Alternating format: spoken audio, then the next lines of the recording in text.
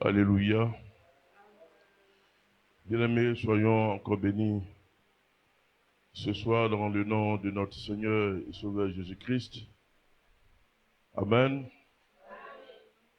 Alors, nous allons avoir un petit sujet tiré du passage dont le pasteur nous a fait la communication ces derniers temps dans le livre de Genèse, le chapitre 18. Nous allons faire la lecture. Abraham alla promptement, Genèse chapitre 18, verset à partir du verset 6.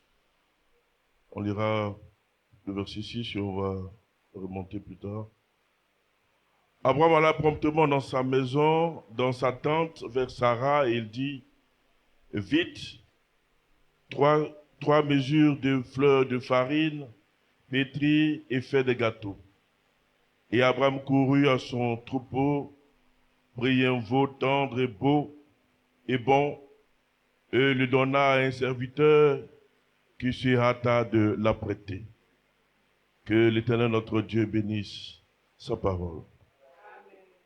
Alors bien aimé, j'aimerais attirer votre attention quand notre pasteur a pris ce passage et que nous faisions la lecture, il y a un détail qui a attiré mon attention et c'est ce que je souhaiterais que nous partageons ce soir. Nous remontons à partir du verset 1, toujours dans le livre de Genèse, le chapitre 18.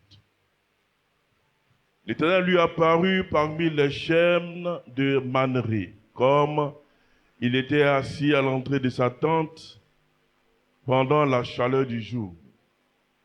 Alors Abraham donc se reposait. Il leva les yeux, regarda, et voici, trois hommes étaient debout près de lui. Quand il les vit, il courut au-devant d'eux depuis l'entrée de sa tente et se prosterna en terre. Et il dit, Seigneur, si j'ai trouvé grâce à tes yeux, ne passe point, je te prie, loin de ton serviteur. Permettez qu'on apporte un peu d'eau pour vous laver les pieds et reposez-vous sous cet arbre. J'irai prendre un morceau de pain pour fortifier votre cœur, après quoi vous continuerez votre route, car c'est pour cela que vous passez près de votre serviteur. Il répondit, fais comme tu l'as dit. Abraham alla promptement dans sa tente vers Sarah et il dit, vite 3 mesures de fleurs de farine pétrie et fait des gâteaux. Et Abraham courut à son troupeau et prit un veau tendre et bon et le donna à un serviteur qui se hâta de l'apprêter. Il prit encore de la crème et du lait avec le veau qu'on avait apprêté, il les mit devant eux, il se tint lui-même à leur côté sous l'arbre et ils mangeaient. Alors il lui dit, où est Sarah, ta femme? Il répondit, elle est là, dans la tente. Bien-aimé, le détail qui a attiré mon attention ici, et j'ai reporté ça sur nous pour une interrogation. Il me suis donc posé la question, l'empressement que Abraham a eu vis-à-vis de ces hommes-là. Abraham était dans un état haute quand il s'agissait du Seigneur. La Bible dit, il leva les yeux et regarda et voici 3 hommes étaient debout près de lui. Quand il les vit, il courut au-devant d'eux depuis l'entrée de sa tente et se prosterna en terre.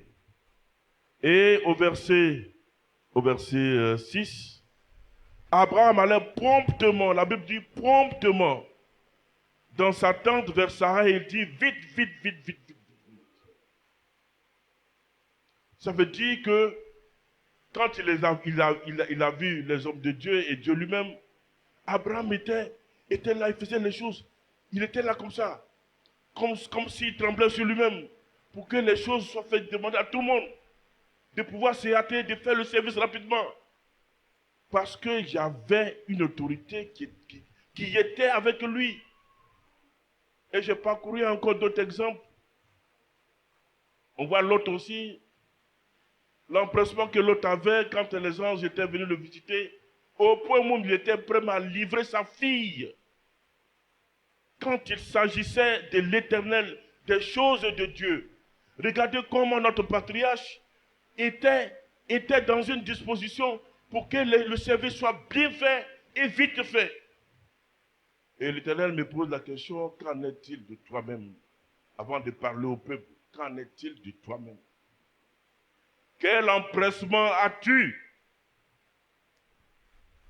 quand il s'agit de mon rendez-vous? Quand il s'agit des choses qui me concernent? Quel empressement as-tu? Est-ce que tu traînes les pas quand on reçoit peut-être, on a un visiteur, ou bien quand il s'agit des choses de Dieu, on est là, on prend son temps, on se promène, on n'est pas pressé, on regarde l'heure, bon, c'est pas grave, et on traîne les pas, et on dit qu'on est descendant d'Abraham, on va hériter aussi des promesses d'Abraham. Et pourtant, ce qu'Abraham a fait,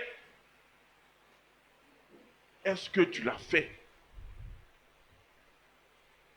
Le comportement qu'a eu ton patriarche, celui-là de qui tu prétends descendre, quand tu vois l'empressement qu'a eu Abraham dans sa vie concernant les choses de Dieu, est-ce que toi, et nous avec ça, nous espérons, nous disons que nous sommes parmi les 5 sages. Même les 5 sages, même, elles ont eu le temps de réfléchir, d'apprêter de l'huile et d'être à l'heure au rendez-vous. Le temps, les autres 5 autres vont partir, mais il est déjà tard. Quel est ton empressement? Qu'est-ce que tu fais quand il s'agit des choses de Dieu? Pourquoi traînes-tu les pas? Ça veut dire que tu ne me considères pas. Pourtant, quand il y a lieu, il y a un rendez-vous d'affaires. Quand tu dois rencontrer une certaine personnalité importante, soit dans la société, bien dans le pays, c'est toi qui fais vite, tu mets vite tes éléments. Faites attention, faites vite. Faites ceci, faites cela, faites ci, faites ça. Et pour le Seigneur, nous paraissons. Nous négligeons. Nous banalisons. Nous ne considérons pas. Et nous espérons aller à l'enlèvement. Nous disons que nous irons tous à l'enlèvement. Quelle que soit cette vie de sanctification que tu auras menée, ce détail près là, Dieu va écrire ça aussi. Parce qu'avec lui, tu t'en fous. C'est-à-dire, la réalité là, c'est ça. Avec lui, tu t'en fous. Et pourquoi nous nous comportons ainsi? Pourquoi nous faisons des choses, c'est-à-dire, nous le savons, mais on dit, bon, c'est pas grave. Et on dit, les autres feront. Ou on dit, celui-ci va faire. Ou on dit, celle-là va faire. Il y a eu écho de ce que la maison du Seigneur, les frères et les sœurs avaient du mal à s'acquitter, concernant les sœurs surtout, avaient du mal à s'acquitter de les 1000 francs par mois. Je me souviens ici, on a organisé les sœurs pour que chaque famille vienne à tour de rôle entretenir, balayer la maison de Dieu, le temple. On a dû intervenir, je ne sais plus à combien de fois, mais il n'y a ouvert aucun engouement. C'est-à-dire, pour venir balayer dans la maison de Dieu, il fallait faire la police derrière certaines familles. Pour leur dire, mais c'est ton tour, pourquoi tu es là, tu ne viens pas? Pourtant, à la maison, s'il y a quelqu'un qui est le service, on a pris quelqu'un, on a loué le service de quelqu'un. Est-ce que tu as balayé ici? Est-ce que tu as nettoyé ici? Est-ce que ici est propre? Est-ce que... Maintenant, tu n'as pas eu le temps de venir nettoyer dans la maison de celui-là qui t'a donné l'argent pour prendre quelqu'un, pour faire le service dans ta maison. Tu n'as pas eu le temps de venir nettoyer la maison de celui-là grâce à qui tu vis, tu respires. Tu n'as pas eu le temps de pouvoir venir pour essuyer les chaises d'être dans la maison de celui-là qui te donne tout. Les anciens ont réfléchi, ils ont dit que, comme il en est ainsi, nous allons maintenant demander aux sœurs donc de pouvoir apporter une contribution pour que nous puissions trouver quelqu'un qui va venir faire le service. Et là encore, on s'amuse à ne pas donner 1000 francs par mois pour que le service soit fait. Non mais c'est pathétique. C'est grave. Et puis, c'est-à-dire, on n'a même pas conscience de la gravité de la chose. Vous savez, le matin, je vous ai dit que venez le matin pour prier. Il y a de bonnes choses là-dedans. Venez et priez le Seigneur avant d'aller faire tout ce que vous avez envie de faire. Mais on vous le dit, nous on a expérimenté la chose, on a vu que c'était bon. On a partagé cette expérience-là, on vous a dit. On ne va pas rentrer dans les détails parce que ça peut peut-être avoir une autre connotation dans l'esprit de certaines personnes. Mais on vous donne une information pour dire ce qu'on a fait là, c'est bon. Et puis venir tous les jours dans la maison de Dieu, on ne va pas dire que c'est un fardeau. Pourtant, tous les jours, tu t'en vas au travail. Tous les jours, tu t'en vas à tes occupations. Pour ça, tu dis, ce n'est pas un fardeau. Maintenant, quand il s'agit de venir, écoutez bien, il s'agit de venir prendre des ressources pour faire face au monde, tu penses que ça là, c'est fardeau. C'est trop pénible. C'est trop difficile. Mais ce n'est pas que vous n'avez pas la connaissance de ça. Vous savez qu'il est bon de venir, de se recueillir, de repartir. Maintenant, la responsabilité au niveau de chacun, chacun va prendre et assumer ses propres responsabilités. Quand quelque chose va arriver, nous tous ce qu'on prend, on dit, hey, Yako, prends courage. C'est vrai, la vie est difficile. Prends courage. Pourtant, Dieu nous a tout donné. Ce n'est pas que nous sommes des ignorants. Nous sommes des non-sachants pour dire que bon, on ne savait pas. On sait toutes ces choses-là. Et donner 1000 francs pour que la maison de Dieu soit entretenue, on ne peut pas encore faire ça. Et tu dis, tu vas marcher sur des rues pavées d'or. Mais la rue pavée d'or, c'est propre. Et puis c'est quelqu'un qui a rendu ça propre. Toi-même ici, tu avais du mal à rendre même petit, c'est-à-dire maison en paille où on est là. Tu as du mal à pouvoir entretenir ça. Mais c'est-à-dire prends le temps un peu seulement. Et puis on se dit, est-ce que l'attitude que j'ai là, est-ce que c'est normal? Mais Abraham est venu, il a dit à sa femme, il faut faire vite. Il faut faire vite. Lui-même, tu le vois en train de courir. Parce que les hommes de Dieu sont là. Un homme de Dieu va venir chez toi à la maison. Tu as même pris dans l'eau même.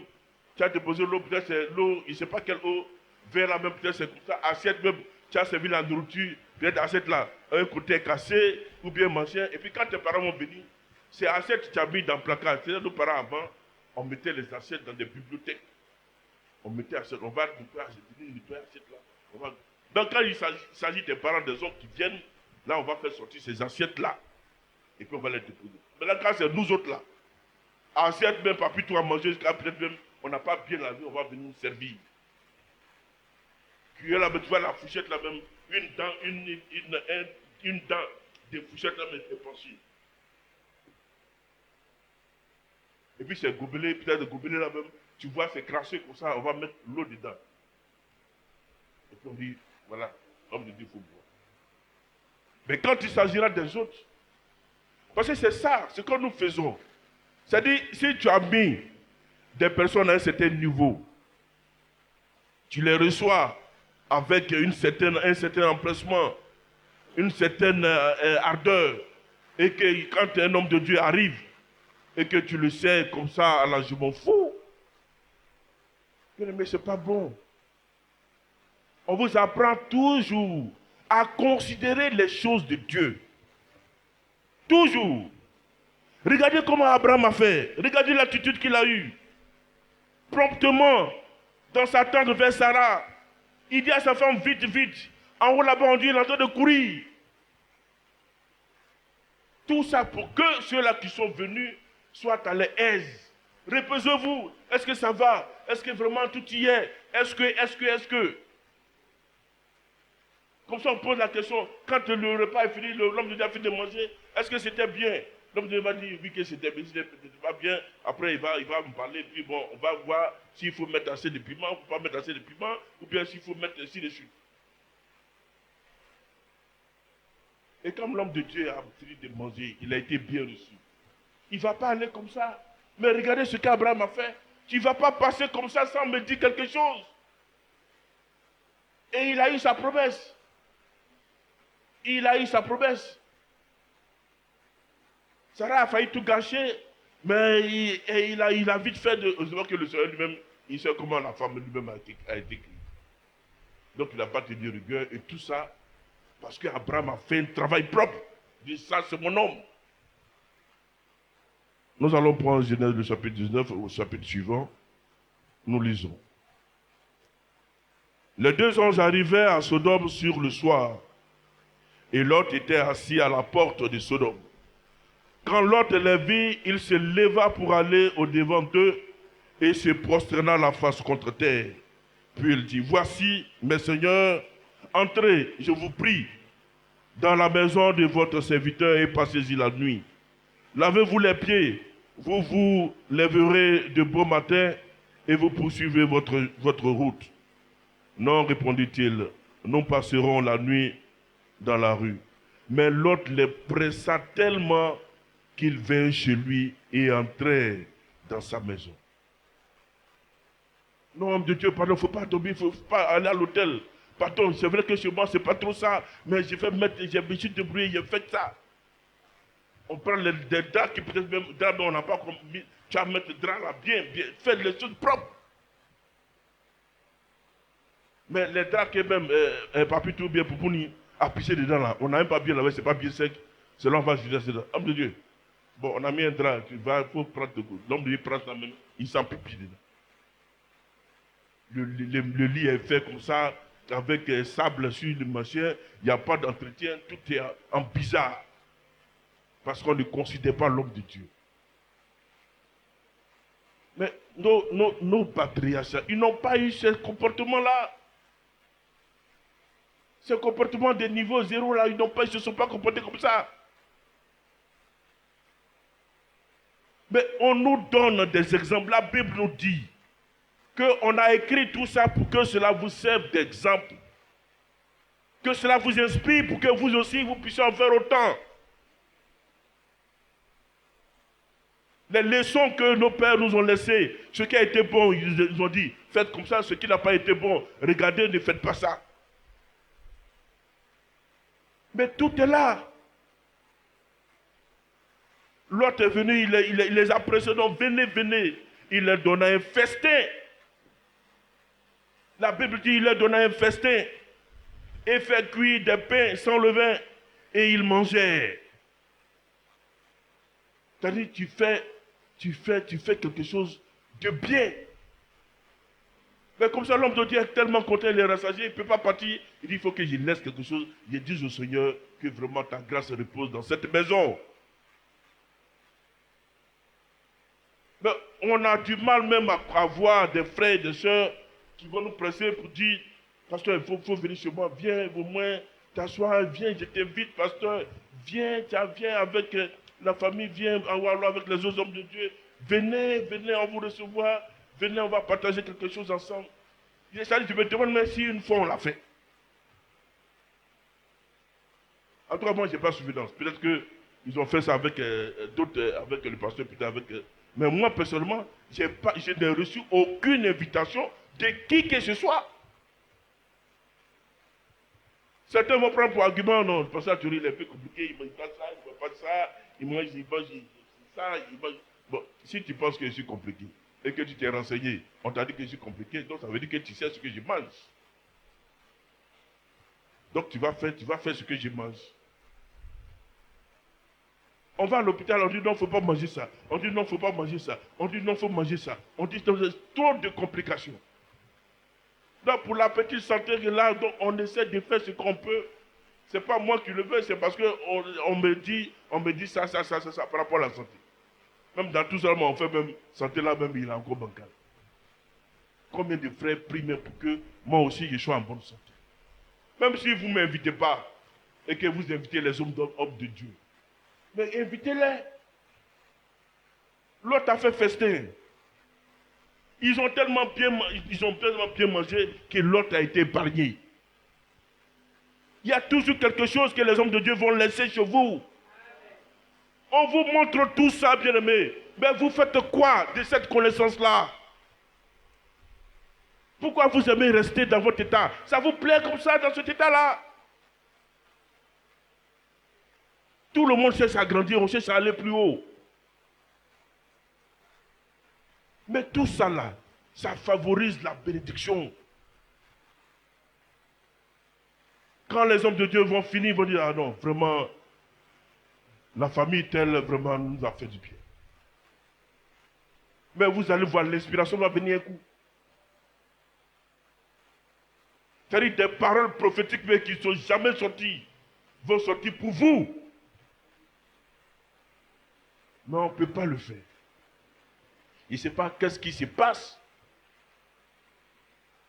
Mais inviter comme ça, ah pasteur, venez, on va partager quelque chose. Pour rien, n'attendez pas à faire des anniversaires, de quoi. Il n'y a pas quelque chose d'anniversaire. La Bible même, c'est, comment il s'appelle, Hérode, Hérode qui a fait anniversaire. On n'a jamais vu patriarche qui a fait anniversaire. Un jour comme ça, vous dites, ah pasteur, on souhaite que tel jour bien organisé, vous voyez votre programme, pour que tel jour, on vous reçoive. Voilà. N'attendez pas des moments d'émotion, un moment ordinaire. Ici, là, les gens qui sont venus voir Abraham, ce n'était pas un jour particulier. Ce n'était pas quelque chose un jour ou machin. Ils sont venus comme ça. De la même façon que le Seigneur, personne ne sait quand il va venir. Un jour viendra comme ça, sans que personne ne s'attende. Mais c'est comme ça, les bonnes choses arrivent. Ça surprend. Vous voyez l'autre, il a donné un festin. La Bible, on continue. Il n'était pas encore couché que les gens de la ville, les gens de Sodome entraient la maison depuis les enfants jusqu'aux vieillards. Toute la population était accourue. Il appelait Lot et lui dit, où sont les hommes qui sont entrés chez toi cette nuit, fais-les sortir vers nous pour que nous les connaissions. Lot sortit vers eux à l'entrée de la maison et ferma la porte derrière lui. Et elle dit, mes frères, je vous prie, ne faites pas le mal. Voici, j'ai 2 filles qui n'ont point connu d'homme, je vous les amène. Je vous les amènerai dehors et vous leur ferez ce qu'il vous plaira. C'est-à-dire, regardez à quel point Lot était prêt pour eux. Il a dit, ces 2 filles vieilles, il va les donner. Mais les 2 hommes qui sont rentrés là, de grâce, ne les touchez pas. Mais regardez un peu où l'autre habille le niveau. Regardez où l'autre habille le niveau. Mais voilà ce qui a... L'autre a été épargné. L'autre a été épargné. En temps normal, on doit rester là même et puis les frères, les soeurs, c'est-à-dire nous, on est là, on dit, ah, il y a invitation dans telle famille, on voit le calendrier, on dit, à tel mois, il y a telle famille qui nous invite, telle famille nous invite, telle famille, on mange jusqu'à, on fait emporter.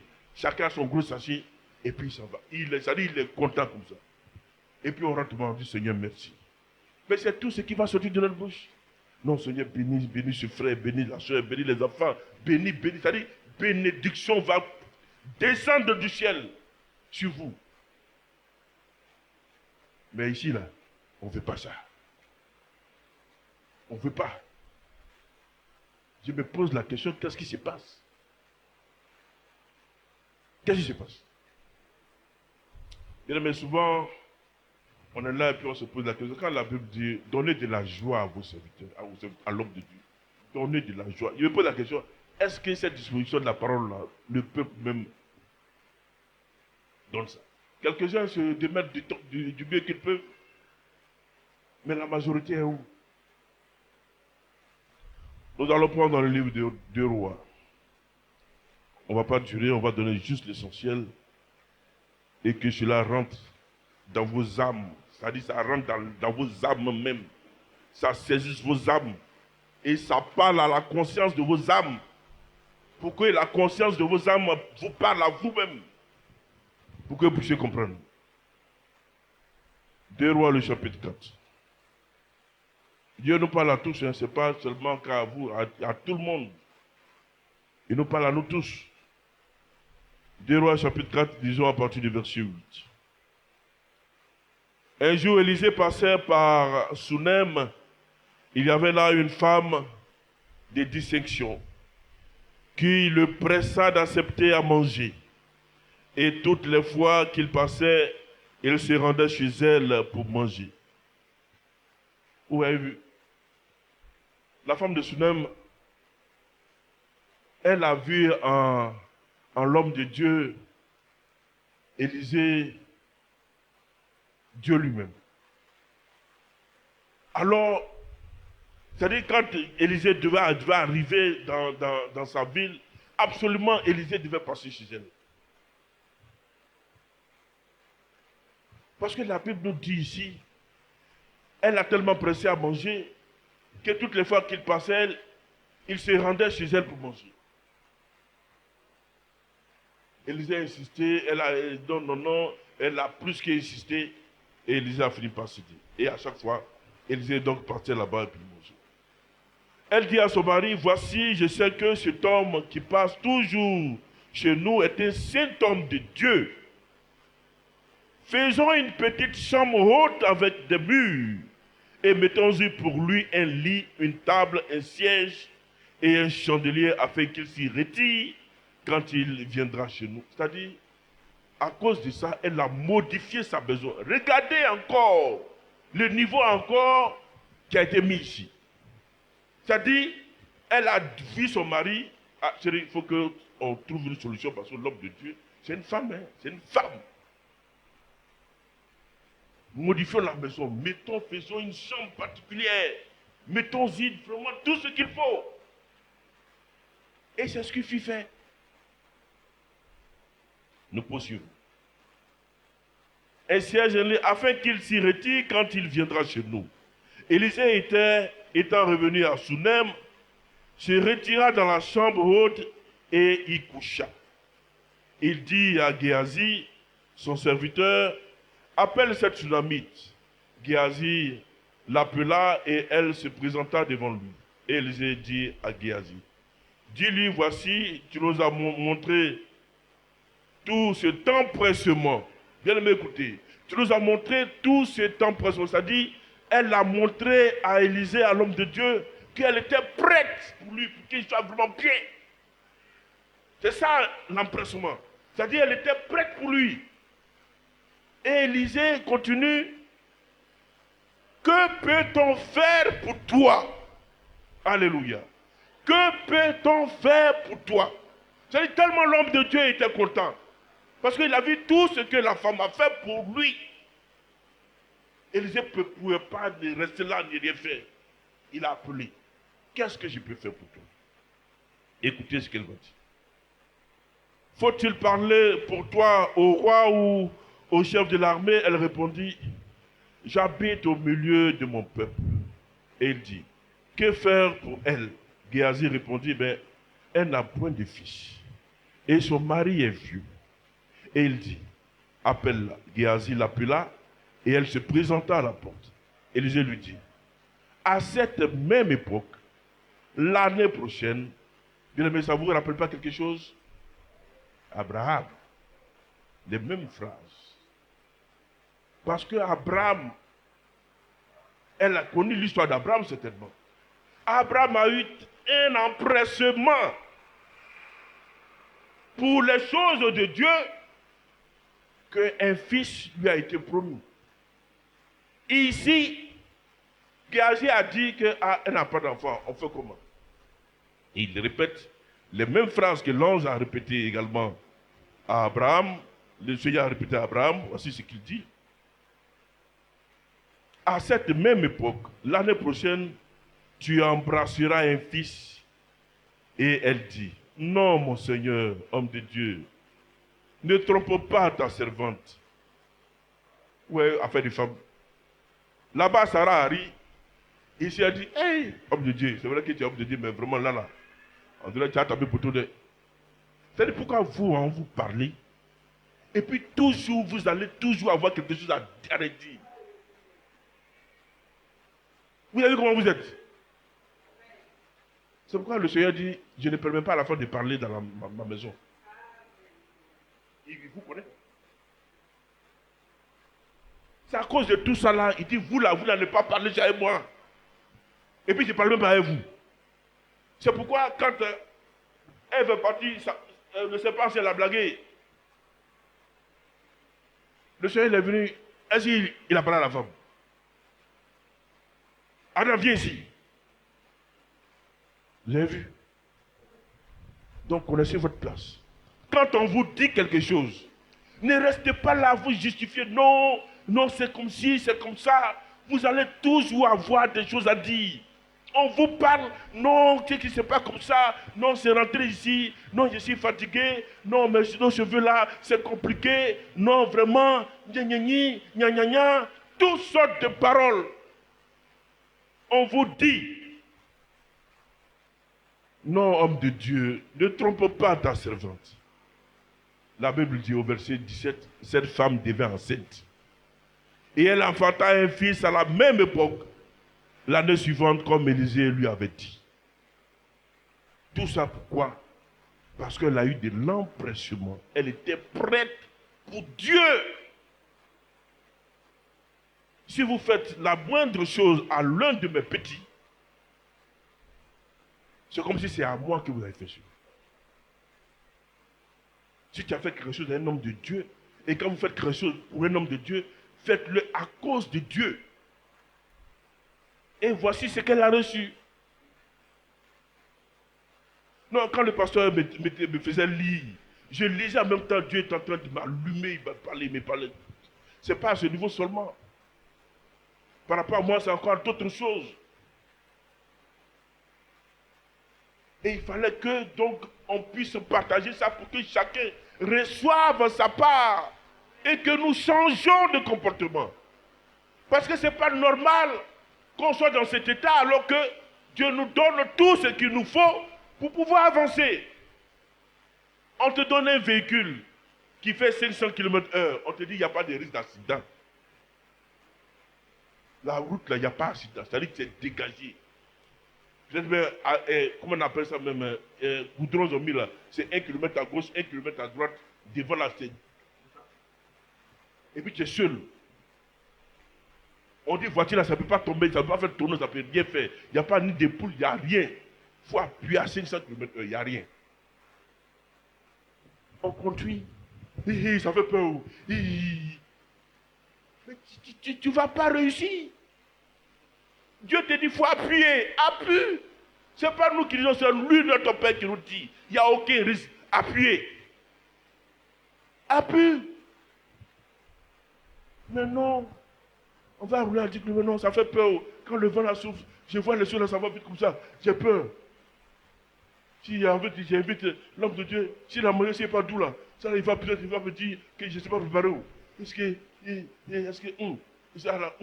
à toi aussi, il est compliqué. Il va manger, arrête, va piquer ça. C'est-à-dire, on cherche des arguments. Tout ça ne pourrait pas m'inviter. Quand il est compliqué. C'est-à-dire, on cherche toujours quelque chose. Voilà la tsunamite. Il y a quelque chose qui n'allait pas. Elle n'a pas dit, mais Géasi a vu, il a dit, à cause de ça, elle a ménagé une pièce spécialement pour lui. Oh Seigneur. Nous retournons dans le livre avant 2 rois, donc 1 roi chapitre 17 à partir du verset 8, là c'est la veuve de Sarepta, nous connaissons cette histoire. Alors la parole de l'Éternel lui fut adressée en ces mots. Lève-toi, va à Sarepta qui appartient à Sidon et demande-la. Voici, j'y ai ordonné à une femme veuve de te nourrir. Il se leva et y alla à Sarepta. Comme il arrivait à l'entrée de la ville, voici, il y avait là une femme veuve qui ramassait du bois. Il appela et dit, va me chercher, je te prie, un peu d'eau dans un vase afin que je boive. Et elle alla en cherchant. Il appela de nouveau et dit, apporte-moi, je te prie, un morceau de pain dans ta main. Et elle répondit, l'Éternel, ton Dieu est vivant, je n'ai rien de cuit. Je n'ai qu'une poignée de farine dans un pot et un pot d'huile dans une cruche. Et voici, je ramasse 2 morceaux de bois. Puis je rentrerai, je préparerai cela pour moi et pour mon fils. Nous mangerons après quoi nous mourrons. Et lui dit, ne crains point, rentre, fais comme tu as dit, seulement prépare-moi d'abord avec cela un petit gâteau et tu me l'apporteras, tu en feras ensuite pour toi et pour ton fils. Regardez un peu au début. L'homme de Dieu, Élie, est allé donc à Sarepta. La Bible dit, à l'entrée de la ville, il y avait une femme, une veuve qui ramassait du bois. Il appela et dit, va me chercher, je te prie, un peu d'eau dans un vase, puis afin que je boive. Elle est partie chercher, puis il dit, ensuite, elle alla en chercher, il appela de nouveau et dit, apporte-moi, je te prie, un morceau de pain dans ta main. Ça aurait été une femme, une autre femme quelconque. Mais l'homme de Dieu, il me dit d'aller. Il faut me dire en même temps, il a amené les choses là. En même temps, tu dis, je viens. Et dans l'eau, puis tu me fais. Hey! Quand tu es homme de Dieu aussi, tu es. Dans ça, là, on va trouver commentaire. Homme de Dieu aussi me fatigue. Souvent, les enfants, il est là. Ici, en haut, il appuie, il dit, elle vient. Elle monte les escaliers, il dit, bon, viens. Il va encore. Elle va faire quoi là-bas le soir? J'ai dit. Tu as monté, tu as descendu, tu as monté, tu as descendu, tu as monté. Quand demain tu as fait ton enfant aussi, tu as fait comme ça. Je me souviens à une époque, mon papa il aimait bien manger choukouya. Et puis, il avait l'habitude, je ne sais pas pourquoi, quand on s'assoit pour regarder les films, c'est-à-dire au moment où le brave est prêt à tuer le bandit, il va m'appeler. Va payer choukouya, ça n'a qu'à bien cuire, c'est-à-dire que tu as duré là-bas. Ça n'a qu'à cuire longtemps. Et puis à chaque fois, c'est quand le brave est prêt, c'est-à-dire le massacre qui a tué, il veut se venger. On va regarder la suite. Qu'est-ce que le brave va faire? C'est en ce moment que lui me dit, il veut manger choukouya. Et puis il te dit, quand il dit, c'est qu'à bien cuit, c'est-à-dire la viande va rester longtemps au feu. Le temps que tu as revenu là. On a fait publicité, ça film est fini quand même, il y a ébullition qui a compris. À chaque fois, il me pose la question, mais pourquoi c'est toujours moi? Pourtant, les autres sont là, hein, mais c'est moi toujours, le vieux va appeler. Pour aller payer son choukouya. Mais ce qui est intéressant, quand il finit de manger, il ne mange pas tout, il m'appelle, il faut venir débarrasser. C'est en ce moment que tu vas voir les vautours qui vont venir, donne-moi un peu. Et c'est en ce moment aussi, il prend. Et puis il mange. Moi, on m'a fatigué, je suis parti, j'ai duré là-bas. Vous avez fini de regarder le film là, ça vous a donné manger. Moi, j'ai mangé. Et c'est ça. C'est-à-dire, on s'adonne aux choses vraiment inutiles. On perd le temps sur des choses qui ne vont rien nous apporter. Les acteurs qui vont filmer les jeux, ils ont reçu les millions. Ils ont reçu les milliards. Toi, tu as reçu tes yeux, tes prêts, tes yeux, tu es content. Moi, je suis parti. Je suis revenu. On donne ma récompense, tu veux partager avec moi. Mais ce n'est pas possible. C'est pourquoi chacun, quand le Seigneur va donner la récompense, il n'y a pas question de donne-moi un peu, je vous ai dit, hein. Il n'y a pas donne-moi un peu. Le Seigneur va me donner des terres. Il n'y a pas un frère bien sûr qui a dit, ah, vraiment, on t'a donné beaucoup de... Il faut prendre une petite parcelle là. Ça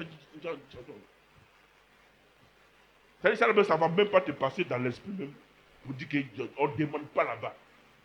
Ce qu'on t'a donné, c'est pour toi. Le Seigneur m'a établi sur des personnes, il va régner sur des personnes.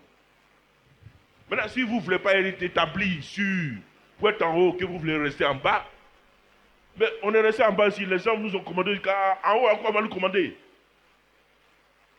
Mais changeons un peu. En haut là-bas, nous tous, on va chercher à être commandants. Et pour commander, il faut bien faire les choses selon Dieu. Bien aimé, on vous a donné les modèles. On vous a donné des... Il y en a encore. On peut voir dans Actes avec Lydie qui a accueilli Paul et ses compagnons. On peut voir aussi. Il y en a tellement. Donc, n'hésitez pas. Considérez les choses de Dieu. Faisons quand il s'agit de venir, c'est-à-dire quand il s'agit de l'heure de venir à l'église, qu'on vienne à l'église. Mais la manière dont nous nous déplaçons pour venir, il faut qu'on soit pressé que le mercredi arrive. On soit pressé que le vendredi arrive. On soit pressé que le dimanche arrive. Mais si on prend ça pour que, on va aller en concert, ils vont durer. Le pasteur va prêcher jusqu'à...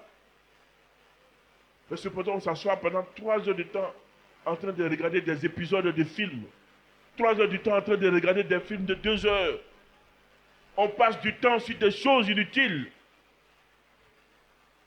Le Seigneur nous a parlé à nous tous. Il a parlé à notre corps, à notre âme et à notre esprit. Ça ne doit pas aller quelque part. Chacun à son niveau va se débrouiller pour changer l'attitude qu'il a. Il faut que ça change. L'empressement que nos patriarches ont eu quand il s'agissait des choses de Dieu, que nous puissions en faire autant. Qu'on ne se donne pas des raisons pour fuir. Parce que cela ne nous sera pas bénéfique. Ça ne sera pas intéressant pour nous. Parce qu'il y a la bénédiction là-dedans. Et comme nous, on veut que nous soyons, Dieu veut que nous soyons bénis, il nous dit, faites ce qu'on vous dit et vous serez bénis. C'est tout ça le secret. C'est pas du tout compliqué. Il suffit seulement de faire comme nos patriarches ont fait et ils ont reçu de Dieu quelque chose de particulier. C'est tout. Que Dieu nous bénisse. Alléluia. Dans le livre de Matthieu chapitre 10, il est dit ici, le verset 40. Celui qui vous reçoit, me reçoit. Il parlait des apôtres. Et en réplique aux serviteurs de Dieu, il leur dit, mais qui est Pierre? Qui est Jean?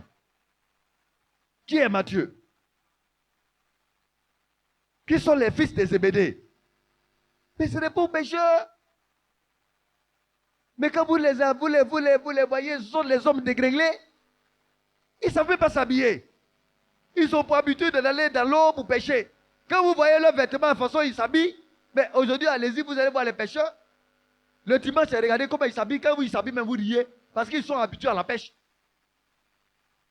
Ce sont des hommes ordinaires en qui réellement on n'a aucune considération. Mais ils avaient le conseil de Dieu. Et le Seigneur le dit, celui qui vous reçoit là, il me reçoit. Mais est-ce que nous pesons? Tu vas recevoir le Seigneur. Quand tu reçois le Seigneur là, tu sais ce que tu peux avoir? Regardez le prophète Élisée.